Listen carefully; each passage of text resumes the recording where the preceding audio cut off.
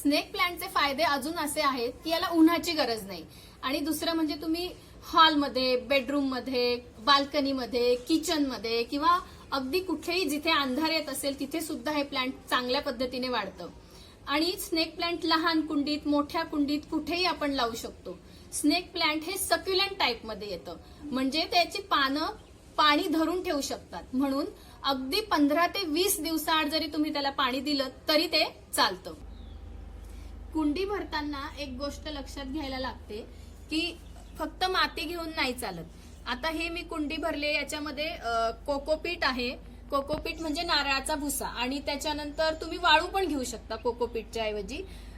थोडी माती, कोकोपीट किंवा वाळू आणि थोडं खत, हे सगळं एकत्र करायचं आणि मग कुंडी भरायची.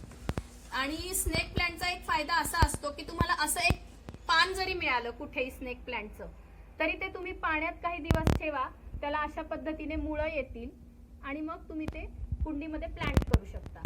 अजून दुसरा एक दाखवते मी तुम्हाला. आता तुम्हाला एक एका पानापासून जर अनेक रोपं बनवायचे असतील तर त्या पानाला असं इथे कट करा आणि हे असे एका पानाचे 3 तुकडे केले आणि नंतर ते असे तुम्ही मातीमध्ये खोचून ठेवले तरी त्याची वाढ होते. इझी टू प्रोपॅगेट प्लांट आहे. आता मी हे जे काही रोपं तयार केली आहेत स्नेक प्लांटची ती तुम्हाला दाखवते. हे बघा, हे आता मला कुंडीत ट्रान्सफर करायचे.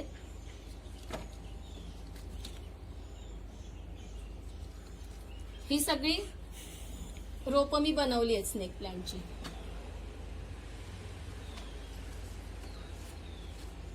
तुम्हाला अजून व्हरायटी पण दाखवते मी. स्नेक प्लांट असा लाईट शेड मध्ये जसा मिळतो तसा हा डार्क शेड मध्ये मिळतो. मी या दोन्ही शेड मिक्स करून लावल्या आहेत. आणि नंतर ही एक स्नेक प्लांटची दुसरी व्हरायटी असते, ती म्हणजे डॉर्फ व्हरायटी आणि व्हेरीगेटेड स्नेक प्लांट. ह्याला बघितलं तर मध्ये डार्क कलर आहे आणि नंतर कडेला अशी येलो कलरची बॉर्डर आहे. आणि हे कसं वाढत जातं, कमळाच्या फुलासारखं हे सुरेख दिसतं अगदी, अशी त्याची वाढ होते. कुंडी भरताना अजून एक काळजी घ्या की त्या कुंडीला खालून ड्रेनेज होल असलं पाहिजे. कारण जर तुम्ही पाणी घातलं आणि त्याचा योग्य प्रमाणे निचरा नाही झाला किंवा ते ड्रेन नाही झालं तर स्नेक प्लांट मरू शकतो. म्हणून त्याचं पाणी घातलेलं नीट ड्रेन व्हायला पाहिजे.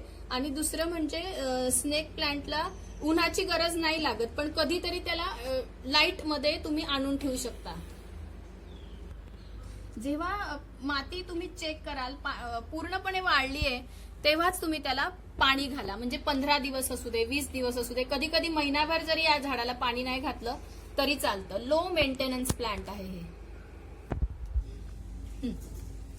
आता मी तुम्हाला माझ्याकडे असलेले स्नेक प्लांट दाखवते.